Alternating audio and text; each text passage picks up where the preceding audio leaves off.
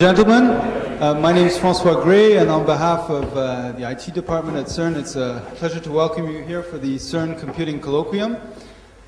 Today we have a very distinguished speaker indeed, Sir Robin Saxby, who is one of the founders and currently the chairman emeritus of the company ARM. If you read the abstract that went around, you'll know that ARM is the world's largest producer of many types of chips. We don't make anything, but other people do. Right, not producer, designer, excuse me. And he'll explain exactly how that came to be in this talk. But today, Sir Robin is also here as the president of the Institution of Engineering and Technology, a UK institution, and indeed many of his colleagues from the IET have come for a special visit to CERN today. There's about 20 people in the audience, so welcome to them here at CERN as well. Without further ado, though, I'll leave the floor to... Thanks a lot. Great to be in this audience. I've taken my tie off and my jacket. I feel much more relaxed. I have to say I'm very impressed with what I've seen today. My executive summary is, it's much bigger and impressive than it looks on the web. I took that picture from the web. So this talk is about several things, because we've got the IET here. A bit of IET history, because that is relevant, I think, to Europe. The chip industry, ARM as a case study, what are the challenges and lessons we learn from that, what are the technology drivers going forwards, a sort of personal vision of 2020, and then a bit about the IET. So I don't want to talk too much about the IET, that's only really for reference, and then just some personal references and some conclusions. And I personally believe in communicating with you. I hope we have time to discuss, and if we don't, my email address is robin.saxby@arm.com. And perhaps I should say how I got here today. I met Francois, we think it was over a year ago, at an economist conference in London, and he said, you must come to CERN and give us a talk. So then I became the president of the IET and thought, aha, we've got some people here, we'll do a visit as well. And I have a good friend of mine in the audience, Vincent Vignier, who makes Swiss ski chalets and also wine. So welcome to him. He's a really useful person to know. So let's just think about this IET history is kind of interesting, because if you look at the Victorian age in Britain, it was the era of the civil engineer. So before, I mean, by the way, there were people called scientists. Maybe some of you are scientists, but engineers were invented after scientists. And really, if you were a civil engineer in the 1800s, you could basically own the planet. If you go and look at the waterfronts of Liverpool, Boston, or Shanghai, you'll see similar styled buildings built by the same engineers. So the civil engineers were the first engineers, and probably if you were a young person, civil engineering was your opportunity to own the planet in 1818. After the civil engineers came the mechanical engineers, and again a bit of politics of the UK. They were formed in Birmingham, not London. And then the foundation of the institution of what is now called engineering and technology was actually the telegraph engineers. These were people, this was the forerunner of the internet, if you like, who were formed in 1871. And the evolution of this institution was, following telegraph, was electricity, power, radio, electronics, computing, and now bio, nano, whatever. And one of my personal interesting observations, and I think you see this at CERN, is the coming together of all these disciplines. To make big projects work, it needs to be multidisciplinary. Now, the institutions, because you could say, what is the role of any institution in the 21st century? And you might say, well, there isn't one. In the early days, the institutions actually offered engineering degrees. The universities didn't do that. And in particular, in the UK, Oxford and Cambridge sort of hated engineering. They preferred Isaac Newton types to some other people like Hooke. I don't know if you've read the Newton versus Hooke, who was really the greater guy. Personally, I like Hooke. Maybe Newton was a nice guy as well, but I think I would rather have gone to dinner and had a glass of wine with Hooke. And so today, the world is more joined up. The world is flat. We have China, we have India, and again, CERN is a good example of using, to manage the challenges of our planet, it needs the world to be joined up. So good people exist everywhere. I think the other thing about business, which is what I know most about, is that business is global. If you take ARM as an example, more than 99% of our revenue comes from outside of the UK. The fastest growing markets are actually India and China. If you look at our spread of employees, we have design centers in Bangalore or Cambridge or Silicon Valley or whatever. The reality is we live in a global world, and some of my old colleagues from Motorola here, I joined Motorola in 1973, and I think the semiconductor industry has been global at least since 1973. And maybe it's an example to how the world works. So to be successful today, doesn't matter where you live, doesn't matter what your nationality is, doesn't matter what the politicians say, you have to be the best at what you do. And I think one of the issues and challenges of the planet now, if you go to a place like China, and I go there a lot, professionalism and standardization and withholding standards and practicing good practice are difficult in China. I personally met the guy who runs the standards authority in China, but actually getting people to do that is hard, because actually a cheaper deal, okay, so you get electrocuted, it's only a few lives. So the world has to rise to the highest level of competence and professionalism.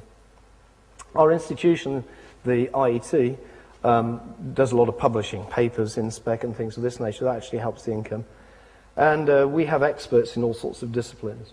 Now, one of the things our institution has done, and I'm actually the first president of the Institution of Engineering and Technology, big mouthful, that's a merger of two UK headquartered institutions, the IIE plus the IEE. And again, my vision at the future is, as professional institutions, there's no point in having parochial institutions in each country.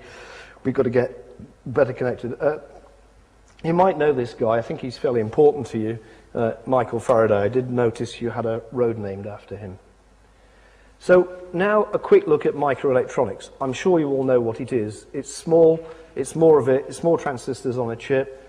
And until I came to CERN, I was impressed to go around modern wafer fabs, you know, where you build these wafers, which are typically $1 or $2 or $3 billion worth of capital investment. But having seen your place, I realized you're spending far more money than these wafer fabs, so I congratulate you on managing to raise the money to be able to spend it so you can do your experiments. I'm you know, as a person who was an engineer, physicist, whatever in his past, I'm pleased with you and I support you, and keep taking the money. Now, back to the chip industry. I was actually born in February 1947, so I'm a little bit older than the transistor. But the first building block was the transistor in Bell Labs. There it is. The next thing that happened was you put a few transistors on a chip, and there's the first IC. Some claim it was TI who did that. Others might claim it was some other companies, but invention happens in parallel around the world. But that was Jack Kilby in 1958. Then we got metal oxide silicon and CMOS and so on, Fairchild. And then the 70s was the era of microprocessors. Intel invented a calculator chip. Actually, they had a consulting project for a Japanese calculator manufacturer, and from this they designed the 4004. It was actually a custom design, and the customer paid them money to do it, but some smart person in Intel said, aha, I think we have a standard product here, let's buy the design back from the customer, and that became the 4004, and from that, Intel invented microprocessors, and that has gone on to be the PC. Later in the 70s, we got digital signal processors, and if you look inside your mobile phone, you've got at least several ARM microprocessors on there, maybe one at the minimum, maybe two or three. You've got some digital signal processing, and you've got some memory on there and all these things. So the semiconductor industry has been about creating waves of standard products, whether that is microprocessors, DSPs, DRAMs, EPROMs, whatever, memories. So that's been the evolution of the semiconductor industry. One of the founders of Intel, Gordon Moore, and I'm a great believer in learning from other people. When I thought of this title, Emeritus Chairman, for myself, for ARM, Gordon Moore had got there ahead of me with Intel. He's the Emeritus Chairman of of Intel. And the idea of being emeritus, of course, is you have no responsibility whatsoever and you can start to have a lot of fun again. The bad news is they don't pay you very much, but the good news is you can do what you want again. And one of the things that was especially pleasing for me, since I have a chalet in Switzerland, was I was on a chairlift with Vincent when in previous life I would have been at the last board meeting. So I think actually skiing and wine are good ideas if you've worked hard. You have to earn it, by the way, so keep going for a bit. So Gordon Moore invented this law, which is not a law, it's an empirical observation really, that said the number of transistors on a chip will double every 18 months or so. Sometimes his law said 2 years, sometimes it said 1 year. It varies a bit over time, but the average is 18 months. So doubling transistor densities, 18 months. So when we first started ARM, the company, because we were formed at the end of 1990, beginning of 91, you could put 1 million transistors on a chip. If you look at about 2001-ish, you could put 100 million transistors on a chip. And if you look about now-ish, last year, you can put 1 billion transistors on a chip. So that's Moore's law, and that law has proved to be pretty accurate for quite a long time. Now, the other thing that's on this chart is that what's happened in the semiconductor industry, the ability to put the transistors on the chip with all the investment in capital equipment and lithography and all these things has proved to be true. But we do have a problem that the more transistors you put on the chip, the harder it is to model them. And worse than that, as we get down to deep submicron technology, the physical effects of leakage and capacitance and so on get more and more difficult. So modeling these bigger chips with more transistors is harder. So we've actually got a design productivity gap, which actually says that the designers can't keep up with the manufacturing capability. And that's really what that describes. We also have another problem now at these deep submicron levels, which is how much engineering resource does it take to design these bigger chips? And one of the answers to that question, by the way, this is one of the reasons for the existence of ARM, is that you don't design at the transistor level, you design at the higher level, and you reuse the blocks over and over again. That's how you solve that productivity gap. And that was one of the visions we had when we founded the company, because we said people won't design their own microprocessor engines anymore. We can do that once for the whole industry, and you can reuse that to solve this productivity gap.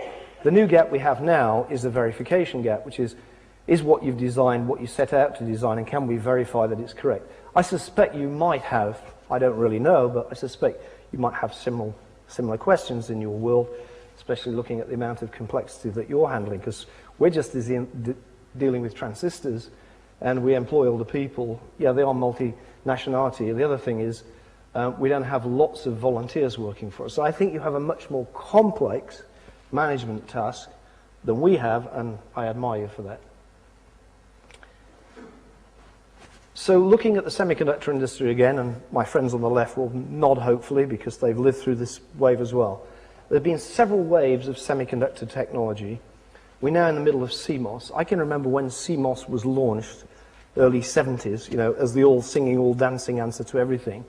In those old days, we used to make chips in bipolar technology, which run much faster than CMOS. But CMOS technology and all the investment behind it, we get really fast CMOS chips these days. And we started with medium-scale integration, large-scale integration, very large-scale integration, and system on chip. That's putting the building blocks together on the chip. And basically, technological progress has been the basis for industry evolution. This has led to miniaturization, reductions in costs, and increases in complexity. And if you think about the amount of complexity in your mobile phone or your global positioning system or even your digital camera, it's quite remarkable how much complexity you get on your pocket to run on a battery that does really clever stuff. So if you look back in the 70s, you had vertical suppliers, companies like Motorola or Texas Instruments or whatever. They did everything themselves. They designed their own test gear, they designed their own manufacturing equipment, they made the wafers, they packaged them, and they had their own design tools. In the 80s, we went through a change again to manage complexity where we actually had system manufacturers focusing on the system design. You had ASIC vendors interpreting that into silicon. That was the 80s. Then in the 90s, we had the era of fabulous semiconductor companies. The leading supplier of silicon wafers on the planet today is TSMC, Taiwan Semiconductor Manufacturing Corporation. You have other companies like IBM, Chartered Semiconductor, SMIC doing this. And the semiconductor manufacturers, some of them said, we won't make our own chips anymore. Texas Instruments recently announced that they're going to stop doing their own process design rules and wafer fabbing in the future. It's just too expensive. So in order to manage this complexity, you get specialists in different areas. And ARM is now the market leader in intellectual property-driven design. We design building blocks for the whole industry to use. Other specialists are in electronic design automation, manufacturing, fab equipment, etc.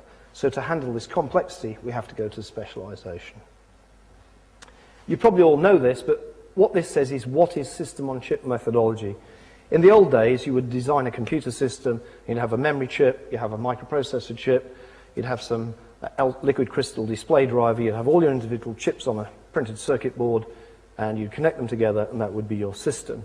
Today, you do all that on a single piece of silicon. And what ARM is about is designing the building blocks, as opposed to individual chips, that everybody can use on their system. And the reason for ARM's success, frankly, is an economic argument more than anything else. Why should you reinvent the wheel over and over again when you can get no financial advantage from doing that? Take ours and use it. And that was the basis of ARM's business model. Now let's just look at the computing power that the PC industry has brought for us. If you look back in 82, the Intel 8286 had 134,000 transistors, 12 megahertz of clock speed. 2000, Intel Pentium 4, 42 million transistors, 1.45 gigahertz of clock speed. But there is a cost of doing that this performance has actually been achieved at the expense of power consumption. If you look at the early Intel chips, they're in plastic package. If you look at the latest chips, they've got huge heat sinks and fans. So that's a problem. And Intel moving forwards now, in order to solve the power budget problem, is moving to multiprocessing. Bit of economics about the semiconductor industry. The semiconductor industry is really about economics. More and more transistors on a chip, running faster and faster for less money. So 1970, cost of sending a trillion bits, $150,000. 2002, 12 cents. Cost of a megahertz, $7,600 in 1970, 17 cents in 2002, etc., etc. And that really is about designing it once, using it over and over again, and the financial benefit of scaling. And I think this is another interesting thing when you look at technology.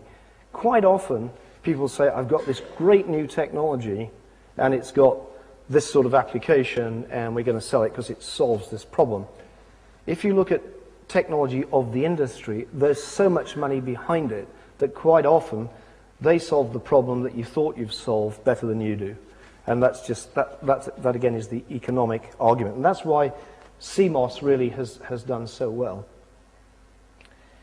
Now I'm just going to talk a bit about ARM.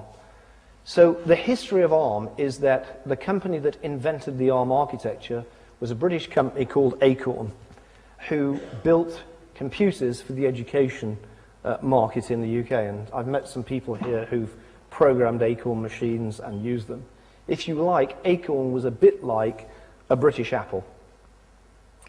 And when Acorn was sort of doing quite well, their success was they got a contract for the British Broadcasting Corporation to encourage kids and parents and so on to do computer programming. And there's a project called the BBC microcomputer, and Acorn got the contract for it.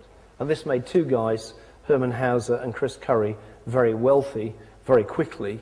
And the design was sort of done as a bootleg project almost within Cambridge University. I think some people didn't finish their PhDs, but they made some money instead. So Acorn had this great boom of the BBC microcomputer period. In parallel with this, Apple had the Apple I, perhaps it was, I can't remember. But in the meantime, there was this other little product MS-DOS and IBM and clones and things. And what actually happened for Acorn was basically the IBM PC was scheduled to put them out of business. But the Acorn team thought that RISC computing was an answer to a better education computer, and the original design goal for the first ARM chip was to be 10 times as fast as the 6502, which was an 8-bit processor, but at the same price. So that was the original design goal of ARM. So the first ARM chip was designed within Acorn, not within ARM, for the Acorn microcomputer to a cost budget. And all the other Americans in particular weren't thinking about cost, they were thinking about performance. So this put ARM in a slightly different space. So Acorn had got this technology, but they were fundamentally, their main business was struggling. So they thought, well, we've got this technology, what can we do with it? Maybe we can spin it out into a joint venture. And they got Apple interested in this technology because Apple actually wanted to design this product called the Apple Newton, which was a PDA. Also interesting that that was a failure. But they said, we'd like the ARM for the Apple Newton. VLSI Technology, the chip company, was building these chips for Acorn, and so they said, we'll get involved. But what Apple said is, well, before we'll invest in this company, we need a chief executive, and that's where I came along. So my background had been in the semiconductor industry a long time ago.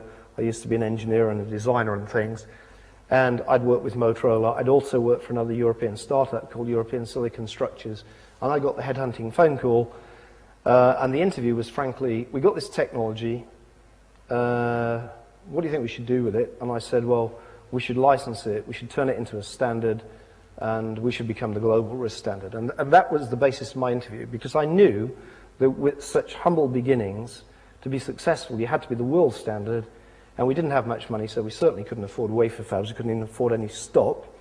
And from the various experiences I had, that was the germination of the ARM idea. So we only had £1.5 million worth of cash from Apple, £250,000 worth of cash from VLSI Technology. Acorn's intellectual property, which was the first working ARM designs, was valued at £1.5 million, and I inherited 12 engineers from Acorn who really were the advanced research and development team.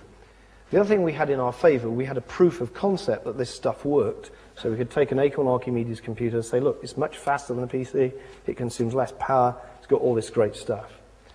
But we had no patents, we had no independent customers, the product was certainly not ready for the mass market. It happened to have a 26-bit data bus instead of a 32-bit. You couldn't have software, there were no software tools that ran on a PC or a workstation. If you wanted to write code, you had to write it on an Acorn Archimedes, not many people had those. So how the hell are we going to become the global standard? But we did have a barn. We started in the barn, not a garage. There it is, in Swaffham Bulbeck outside of Cambridge. I had one partner, VLSI Technology, and one operating system, Acorn's RISC-OS, and we had no design tools at all. And I said, we're going to be the global standard. Of the 12 founding team, one of them believed that was possible. The other 11 thought we'd be bankrupt within 6 months. Anyway, the good news is they went on to be millionaires. So it's a nice story. Oh, I'm pushing the wrong button, chaps. Right, so I just want to talk about people, because so often financial people just look at spreadsheets and lawyers send you nasty letters, but actually people make a difference. And the reason why I do this, some engineers or scientists want to stay doing that, some are good at business, and it's actually people that makes things happen. So here I am, I'm the president of the IET and I'm the emeritus chairman. Jamie Urquhart was the most senior guy in the Acorn team, and he's now a venture capitalist and non-executive director. Mike Muller is was the leading systems architect. Today he's still the ARM Chief Technology Officer and Director. Tudor Brown was involved in video and memory design at that time. He's now the ARM Chief Operating Officer. Lee Smith was the software guru, really, whiz kid on C compilers and things. And he's still one of those, although he's now called an ARM Fellow and he's a bit older. John Biggs was very young and looked like the pop star. He was actually in the original company brochure because he got a nice beard and looked smart. He's now doing electronic design automation R&D.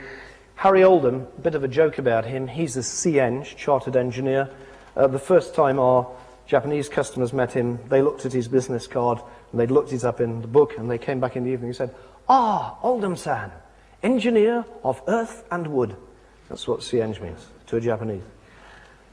He's now an ARM fellow and design manager. Dave Howard, still there. Pete Harrod, still there. He's also the branch chair, Cambridge branch chair of the IET. Harry Meekings, C compiler guru. He's retired, I think, to carry on breeding a lot of cats. Al Thomasy unfortunately died. And Andy Merritt, he likes voluntary work, and after he got a few bob, he went off to do that. And Dave Seal is still an interesting guy who usually has lunch in the pub and wears sandals and works through midnight. And he's still one of those. We think he's very, very clever because nobody actually understood what he does, and we think he's very important to the company. So he was an algorithm designer, and he's now a senior algorithm designer. But nobody has actually got a brain big enough to understand what Dave's talking about. But we do believe in him, and we think he's been very critical to us, but we're not 100% sure. So the reason why I give you that, you are here. Some of you might want to make money. Some of you might want to design stuff. Some of you might want to stay specialists. My advice is do what you want to do, and don't let anybody tell you otherwise. 7 of my friends went off to be accountants and lawyers and things because they thought there was no money in engineering, and it's been really satisfying for me that I've overtaken them after a long time in terms of personal wealth. Not that that's the most important thing, but it's a little bit satisfying. So the other thing about the planet, if you think about the planet, there's about 6-point-something billion people on the planet now. We know it was only 2-point-something a while back, and it's quite scary if you start watching Al Gore's film or read the book. So clearly there's an opportunity for engineers and scientists to save the planet. We have that creates opportunity as well. But when it comes to money and business, the more stuff you can sell to the more people, possibly the bigger your market is. So when we said we are going to be the global risk standard, and remember at the time, Acorn was only shipping 50,000 ARM chips per year, and we said we're going to be the global standard. That means that Intel, Motorola, TI, Sharp, Sony, Philips are going to use our stuff rather than their own. That was a pretty bold statement. But in all honesty, to make our intellectual property licensing model work, that's the only way we could do it. So we said, what we need to do is get everybody using our stuff. We need to create the standard, and that's our future. And the key parameter was how many chips should be shipped per year or per quarter to make that happen. Last year, it was more than 2 billion ARM chips were shipped from that original, I think it was 2.3 billion, actually. I think we beat the number. And if we look forward very simply, for ARM's success to continue, we need to be at about 4.5 billion chips by the year 2010. I should just explain our business model. We design microprocessor architecture. We transfer the technology to other people who build chips like Intel, Freescale, ST, Motorola, Sony, Sharp, Samsung, etc. That's some of the 184 companies who build chips. We have to make sure that technology works, so we have a license fee, and we get a bit of money when we sign the deal. We get a bit of money when we've shipped some stuff to allow them to build it, and we get the full money when the chips absolutely work. That's called a license income, and then we get a royalty on every chip they ship. And now, by the way, put your hands up if you've got a mobile phone. Thank you. Put your hands up if you've got a digital camera. Thank you. Put your hands up if you've got a PDA, Bluetooth device. Thank you. Well, every time you put your hand up, you've probably contributed about 8 cents of royalty to us. So will you please go out and do more of that? Okay, now let's look at how ARM is different. If you're going to be successful as a startup, you have to do something different. And so you saw how Intel basically said we're going to improve the speed, improve the speed, improve the speed. We said we're going to go in the opposite direction. And when we started this, I said RISC chips, these are going to be for mobile phones, digital cameras. Everybody said, don't be stupid, RISC is for workstations. So we said, okay, we're stupid. Anyway, history books prove we're not so daft after all. So what we said is, as the world goes more and more digital, you're going to need more and more bits, faster and faster data, but at lower and lower power consumption. So if you look at the ARM1 back in 1988, 3-micron technology, 120 milliwatts at 6 megahertz. The physical ARM7 TDMI, which is the nearest equivalent to that, is 65 nanometers, 0.1 millimeters squared, 9 milliwatts at 350 megahertz. Oh, wrong button again. And basically what our great, and you have to have the best engineers, by the way, so I take no credit for this. Our engineers have managed to make that possible. They have improved the power efficiency 800 times over that period of time of about 20 years. And they've improved the area efficiency, which is really the cost, a factor of 500 times, and so on. And the net result is you've got nice phones and nice cameras that aren't too expensive, so we can sell more. And this, you might be able to get this into your grid computing, because I think it'd be a lot better than all this old PC junk and workstations you use, just an idea. You'd have to be bold, though, probably to get around to doing it. But just think what we could do for your grid computing. We do performance as well. So we can actually give you 2,000 dry stone MIPS at 1 gigahertz today if you want to put a system together. So that might, maybe we could do a project together. Maybe we get some European funding for it, might help. But quite seriously, smaller, faster, cheaper usually wins in the long term. So it is an interesting thought. You could build a better computer today with an ARM in it. The only trouble is it wouldn't be compatible with all that old x86 code, but maybe something could happen at CERN with that. So we've done a 600 times performance increase as well. Now, the other thing is engineers and scientists tend to love their technology and push it and hope that somebody will use it. The number of frustrated professors with businesses I've seen who are really upset that the world just doesn't understand the benefits of their technology. They're all so stupid. Well, actually, maybe you should turn to the professors and say, well, work out what the customers want and then supply it to them. That's a better business model. So getting customers hooked, getting them connected, community is at least as important as technology, and I personally believe that customer pull is far more important than technology push. So if you say, well, future mobile phones are going to need better power consumption and a higher performance, etc., and you work how to deliver to that, that's far more important. The way we try and manage that at ARM, when we're doing major projects, we try and make the customer part of the project. So that means from a management point of view, you get the guys in from Texas Instruments and Nokia, and they're working on their bits. And we tend to do this in a collaborative way.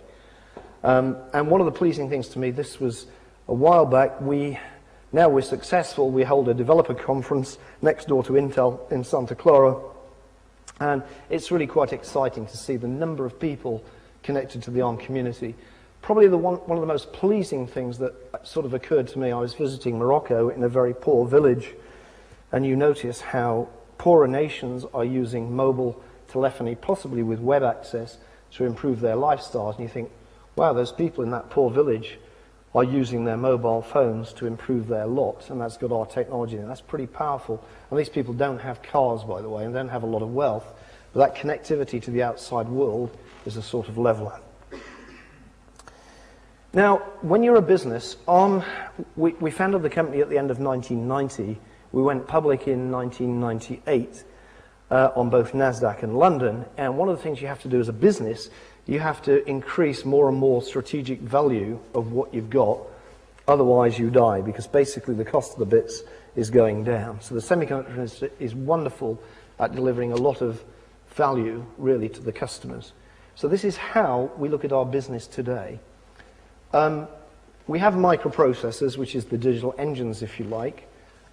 We also have other systems level intellectual property blocks that we license, like data engines, like Fabric, that's the way you connect the chips together, like 3D graphics. So a bit like Intel, to make its money, started with 8286s or whatever, and then did complete system chips.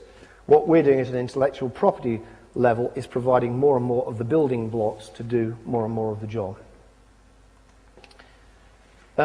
You may have noticed we bought a company called Artisan 2.5 years ago, an American company who do physical intellectual property, which is library building blocks of transistors around the process manufacturing. And the reason why we do that is going forwards in deep submicron technology, the physics are as important as the software, so you've got to understand that better. And we believe that as the majority of the world today is using ARM's microprocessors, we think in a few years' time the majority of the world will be using ARM's physical IP as well.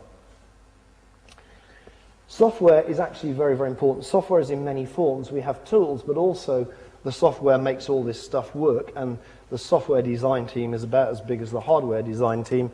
And so we do things like security, Java, energy management, graphics, etc. So the software is a key part of this. Again, realistically, we're microprocessor architects. That's hardware and software.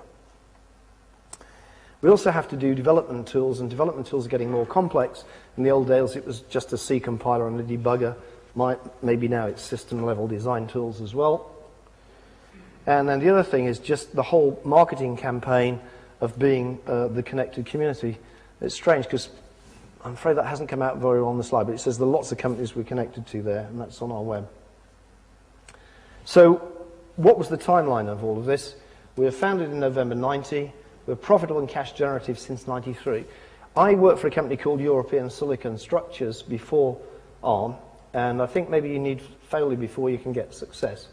The great achievement of European Silicon Structures was raising $100 million of funding money. The second achievement was spending it, and the problem was the e-beam machine didn't work. And so one of the things I thought, founding ARM, is if we can run this mean and lean and get it to cash generation fast, that's better than running out of money all the time. It went public in 98.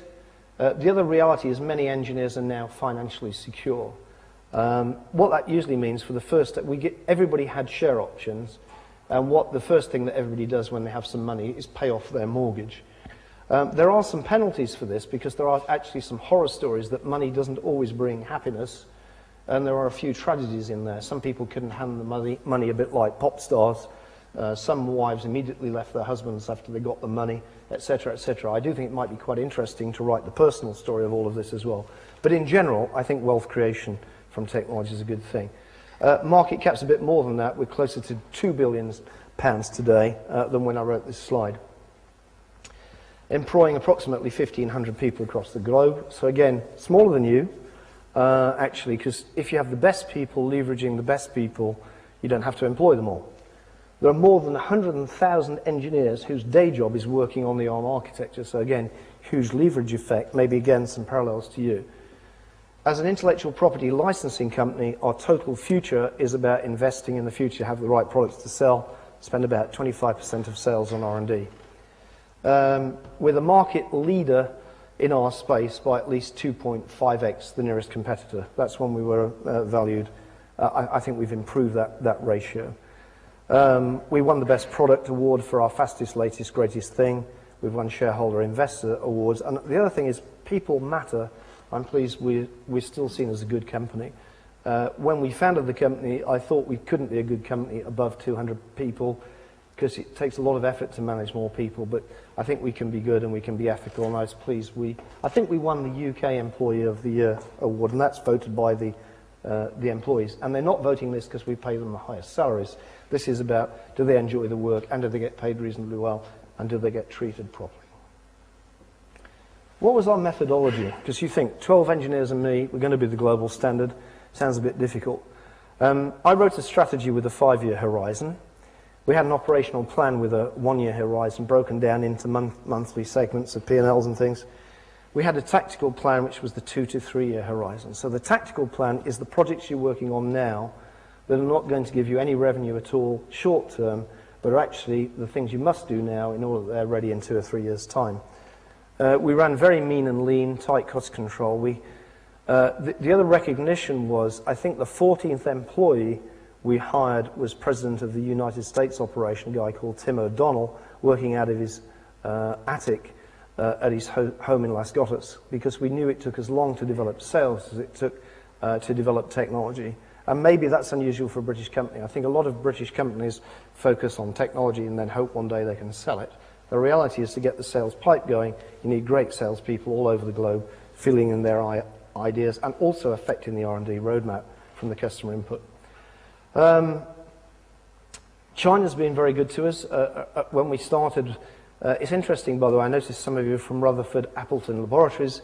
The guy who heads up a China operation is a guy called Dr. Jun Tan, who when we hired him was at Rutherford. And I said, you're wasting your money on this research stuff, come and do this. I actually met him because he was an ARM shareholder, and the reason is, being a poor researcher, he needed to make more money on the stock market, so we offered him a job, and he's actually set up the operation in Shanghai. India, Bangalore in particular, is very important to us today. I think we've got about 300 people there. And the other thing is, on a business, there's lots and lots of things you can do that aren't going to make you any money. What you have to do is identify the value points and the timing to make the money. You have to have high quality people, and I'm very pleased. I think the founding team were very high quality, but the younger ones are at least as good, in some cases better, but the quality of the people matters a lot. You've got to develop the people as well, long-term planning. We do actually have a sort of planet arm which says, who's your successor? You know, if you get run over by a bus, who replaces you? And after that, who's the next one after that? And from an HR point of view, we try and develop the people to give them experience to fall into the jobs. Because the other reality with pace, people are always in your critical bottleneck, really. And as the company matures, we need better systems and methods to manage the complexity whilst keeping pace. The pressure on the public corporation today with Sarbanes-Oxley, disclosure of shareholder information, all those other things, is much, much harder than when we started the company. And also the multiple complexity of the different rules in the different parts of the world. What were the biggest ARM challenges? Well, when I arrived at ARM to start the company, the 12 team were in this room in an Acorn building. I arrived in my new chief executive's job, and they said, will you get out, please? We need the space. So I had 2 weeks to find the barn. The next thing I noticed, I'd been on board like 6 weeks, and my wife noticed I hadn't been paid, and that was the Acorn personnel department helping me. I said, I haven't been paid. They said, well, of course. They were saving money. And then I had to get a credit line. So those were just the early startup things. When I started this business, I took some advice from a friend of mine who was the chairman of Schroeder Ventures. His name is Peter Smitham, and a great venture capitalist. And I had a breakfast with Peter, and I said, Peter, here's what I'm going to do. What do you think? He said, don't take it. Joint ventures never work. And I said, it's too late. I've accepted the job. But there were many, many times when I felt that joint ventures don't work. So Apple had a view, individual directors in Apple had a view, Acorn had a view, individual directors had a view, they were all giving me different steers on the way to go. And for the first year, I felt a lot of pressure from that. We nearly went bankrupt. We didn't really nearly go bankrupt, but we could have done. I froze the salaries in the summer of 1991 because we were running out of cash. All those people who stayed with me through that, I say, made a lot of money later. Conflicts of interest with founding companies, time to close the first deals, partnership management, shareholder fallout prior to the IPO, including solicitors' letters, continually evolving employee roles, managing all that stuff, blah, blah, blah. What that basically says is you don't get anywhere today without working really hard, and there's always problems, and there's always mistakes, and that's just like life, and that's normal, and that's what makes it fun. Also in my skiing, I have had similar experiences. I skied off a cliff last year by accident, and that was quite challenging as well. So there are parallels of being in the mountain and running a business, and you know the weather changes in the mountain quite quickly as well, and share price volatility. I just want to talk a bit about university and business collaboration. It's my personal view that there's a university world, probably the most important thing at the top is to get the Nobel Prize. There's the business world, of which you have to hit your quarterly earnings or you're unemployed. And there's the government world, and you have to get elected. Okay, so one of the interesting challenges, I think, is we kind of are mutually dependent on each other, but it's actually difficult, and I spend time in universities and with governments advising and so on, and they're parallel universes, really. Let's just talk about universities and businesses, and maybe this applies to CERN. Most important thing is the quality and relevance of the graduates. Technical competence versus business capability. We had to, unfortunately, sometimes a brilliant PhD is not any use to a business because he can't work in a team. And again, certain people would probably put customers off. So it's balancing all the things you need to do. It's a bit like a football team. You need to have all spaces covered. You do need some entrepreneurial flair. I think the term, is intrapreneurship inside the company. It's very easy for companies just to carry on doing the same old stuff whilst the world is changing and have no entrepreneurism. Fundamentally, they then go bankrupt. Bring it in versus breeding your own. We've done, this applies to people, but it also applies to companies that you acquire. The cultural fit, I think, is the most important criterion, and quite often, if the cultural fit is wrong, then whatever you do, it's not going to work. This is something I say, I do get involved in startups and spin-outs. I'm saying beware of the frustrated academic who thinks he should have been a chief executive and has no experience whatsoever. That doesn't mean I don't respect the academic, but I think to run business, you need a certain skill, you need a certain knowledge, you need a certain style. To do good research, you need the same. The important thing is to get the team mix right. The reality in all business is it always takes you longer to get the money than you think. Business is more customer pull than technology push. And I've talked about these parallel universes, but I know that the West especially is thinking about how do we get more wealth creation from our brain power. But China's thinking exactly the same. On the Nanjing Road in Shanghai, there's a slogan in Chinese which says, innovation is the soul of the nation. And I think, again, we should be really objective and true about the competitive advantages of the West versus the East or whatever, or one company versus another. One thing that I would say is if you have serious experience and your competitor doesn't, you ought to be able to capitalize on that. Learning points. Strong, competent teams can deliver amazing results. Who would have thought that we could become the global risk standard and the most popular embedded microprocessor architecture on the planet? On the other hand, the team is only as good as its weakest link. If you haven't got everything you need in the team and you can't afford it, then get the best consultants to fill those gaps. Vision, passion, hard work are key. I did say when we started on, I wanted the culture to be hard work and fun. It's my personal opinion that without hard work, you're absolutely nowhere. But I also think a bit of fun, a bit of relaxation helps you think, and that's also important to get the best results. Be realistic, pragmatic, and honest about the competition. And listen, most people lie about the competition. They're dishonest. They pretend they're better than they really are. But if you can absolutely be brutally honest about this, that's pretty healthy. Different deliverables to different timelines. And I put plan, adjust and iterate. That's what you do every day, every week, at every detail level. Anticipate and satisfy explicit needs of real customers. Develop the market as well as the technology. And again, this is particularly a message, I think, for Europeans. Good salesmanship and communication are at least as important as technology and engineering excellence. Quality, professionalism, humor. I think, again, humor can be a great release valve. If you can crack a joke, then somebody might tell you what he's really thinking, might help him come out with the honesty. Continuous development for long-term success. Evolve and develop people, products, technologies, methods. Be prepared to be bold and tough, but not blind. Turn your enemies into your friends. And I think that's what we've been credited with. You know, Intel, Motorola, Sharp, Sony, Philips, all those big semiconductor companies used to be our enemies. They're now our friends, or at least we think we are. It depends whether you're negotiating a contract or not. Usually we're friends for ages until the contract renewal comes up, and then we fall out for a bit until the contract's signed. But we've always been friends, really. Just a bit to the future now, and maybe there's a relevance here. My son happens to have a degree in music and technology, and he plays in a band, so I like to do this.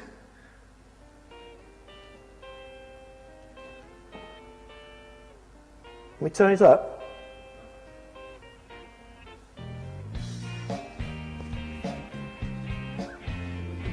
Sorry, it's not loud enough. But you get the idea. The thing about this music, this is my son's band. It was recorded in our garage on a piece of very cheap kit, you know, and the quality is not too bad if you could hear it. And also, the music industry is all about web delivery and CDs out of business and so on and so forth. The other thing I like is I play this on the iPod, which is really the forerunner of the Newton, so I can take my son's band around the world with me on an ARM-powered processor. So you get the basic idea. So I'm just saying technology driver, content delivery, that's money creation, and my son's in that business. Miniaturization is another one. Basically, more and more stuff, smaller and smaller, better and better value. So the record changer is the iPod.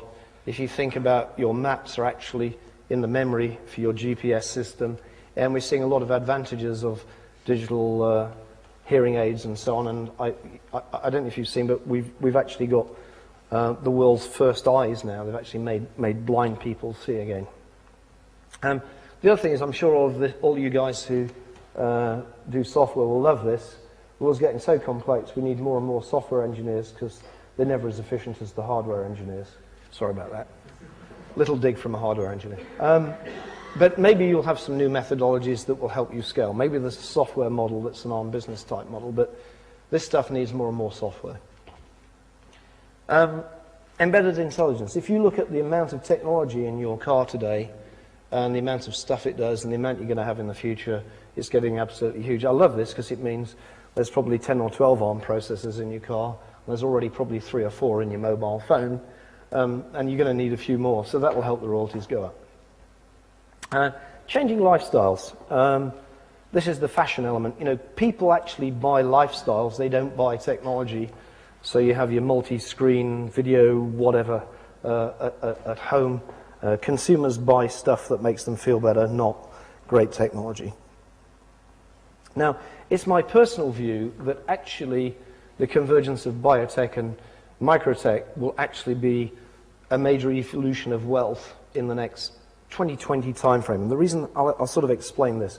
In my lifetime, if you look at the wealth drivers, it was radio sets, TV sets, mainframe computers, mini computers, PCs, mobile phones. I actually think that it's with an aging population, keeping them alive and keeping them connected, healthcare and fitness applications of technology, so your phone effectively helps keep you alive or track you or trace you, I think will be a major wealth growth driver. And you're seeing things going into the body to control temperature. This might be very useful up the mountain with products. You're actually seeing lots of mechanical devices, joints connected to electronics and stuff like that. Cochlear ear implants, replacement eyes. I saw something in the newspaper which was a much more advanced version of this product and better fashion looking than that early prototype. Replacement eyes. And if you look at, we're starting to control Parkinson's disease, neurostimulators. I've actually seen somebody die in front of me. I was just at a drinks party and somebody actually fell over, had a heart attack, and there happened to be, fortunately, a doctor in the party who got his heart started again and saved his life. And, you know, you can die fairly quickly if you don't get your heart started. So little arm-powered device that keeps kicking in at the right moment might be quite useful. I'd pay some money for that. And then things like insulin delivery and so on. So I think this is the next wave of high-volume consumer products. Now, obviously, another adjunct to this is the whole challenge of saving the planet and energy conservation and so on. But I think in money terms, that's a bit further out than this. I think actually the control of buildings, whether that be heat or cold, is also another important factor. But I think there's, what I'm really saying is I think consumer medical devices are on the horizon. Kids, you know, maybe a really nice thing, fashion one. We understand DNA a bit better than we used to do. Imagine you've got an ARM-powered processor in your body, and before you go out at night, you just tune the thing in to change the color of your skin. That could, you know, to match your outfit. That I think could be popular. A lady there quite fancies that one. Of course, the ultimate is online thought. Google, give me the answer, mate. Oh, fantastic. You just think of that. And then also, I'm just talking about, we've got to think about displaying and connecting things. The reality is computing power is one thing, but actually sensors and the whole system's now about input and output devices and so on. So we've got to think of displays and inputs and outputs as well. And kids actually do virtual reality and all these other funny things. And then this is my little joke. So since you know I like skiing, this is my thought for the ultimate project that does require worldwide collaboration. If you want the most advanced toilet in the world, you go to Japan. It's the Intimist electronic bidet, the world's best toilet seat. It's got a heated seat, 2 heated water, blah, blah, blah, automatic shut-off. The only thing for a Westerner, it's a bit difficult because you're not quite sure which button to push and you don't know what's going to happen. Right. But then Americans, especially Californians, are very health conscious and very concerned, so they have to talk to their computer every morning before they go out to make sure it's safe, check what pills they've taken, and know all the rest of it. But of course, when you go to the doctors, the first thing you do is give them a urine sample. You know, so the idea is we connect these two products together, and basically this is going to allow me to stay alive so that I can do what this guy did. Kaiser Mura actually, who's Japanese, skied on his 100th birthday at Salt Lake City with his great-great-great-grandchildren. His youngest one said, I can't ski as well as my great-great-great-great-grandmother. So this is my personal ambition, which is to connect the toilet seat to the home health advisor, arm-powered, in my pocket, so I can ski down the road in Valais on my 100th birthday. Conclusion. Successful tech industry is built on solid foundations, has great times ahead. If you look at the opportunities of engineering, science and technology, I really do believe the biggest challenge is saving the planet. So there's some opportunity there. There's always new challenges to be overcome. Old methods don't scale. There's an accelerated move to global and open standards. Basically, as the world becomes more and more complex, the only way to make it work is to form some standards and connect it together. We've got to improve system design methods to enable management of increased complexity. Software becomes an even more critical part of the solution. There will be some new winners. I mean, ARM started at the end of 1990. Intel started 1968. I guess Microsoft started in 1974. So that's why startups happen, because old guys don't scale. They can't move fast enough. Only the innovative survive. Forget about the institution. That's a bit of, you don't need that. You can look at the website. But basically, I do believe as an institution, we have to get better connected. We have to get the best of the best, connected to the best of the best on the planet. I think we have a value add to bring there as a professional institution. It's about knowledge and knowledge sharing. There's a few references there. These slides are somewhere on the web already with the IET. These are just some of the books that, they're just a selection of many of the books I've read that kind of helped me with the ARM business plan, if you like, and some of the other things I've done. So it's just a few little snapshots, and sometimes to get ideas, like I actually like the Victorian Internet and the Mechanical Turk, which are written by Tom Stanage. So they're all worth reading. Private Life of the Brain is difficult because actually after you've read the book, you realize that we don't have a clue about how the brain works, but it's still worth reading. And then this is really why I believe in entrepreneurship and wealth creation. Since I started this company, I've been able to have Vincent, my good friend here, build me this ski chalet in Anzère, which I'm going later tonight. And any of you who want to come skiing with me are invited. And any of you who don't want to come skiing can go wine tasting with Vincent instead. Thanks very much.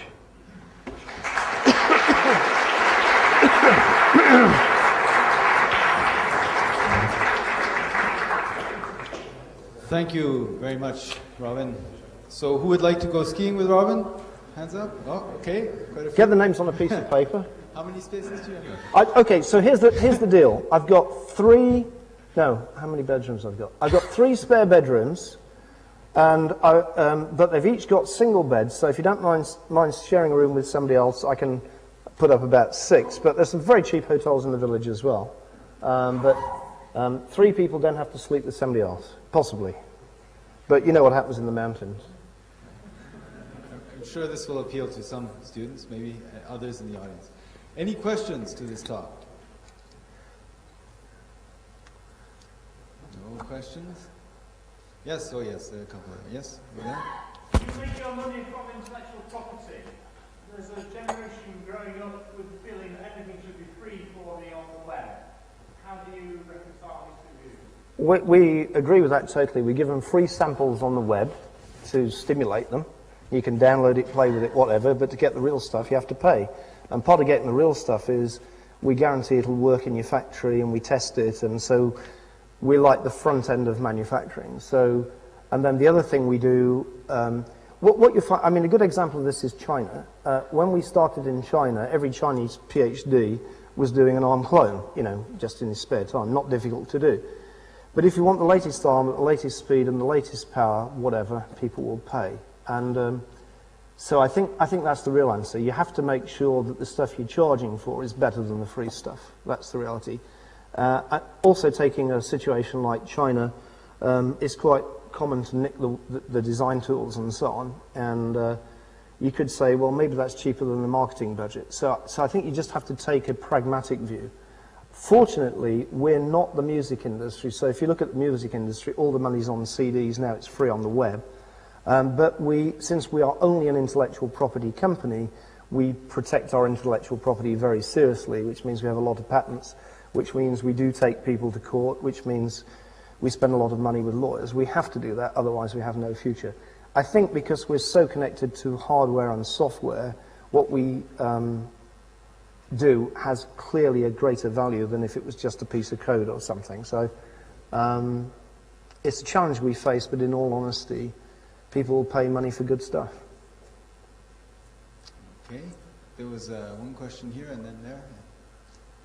I saw that Intel, which is using your products in their X-scale processors, is interested to use the x86 architecture in similar computing Sure. products.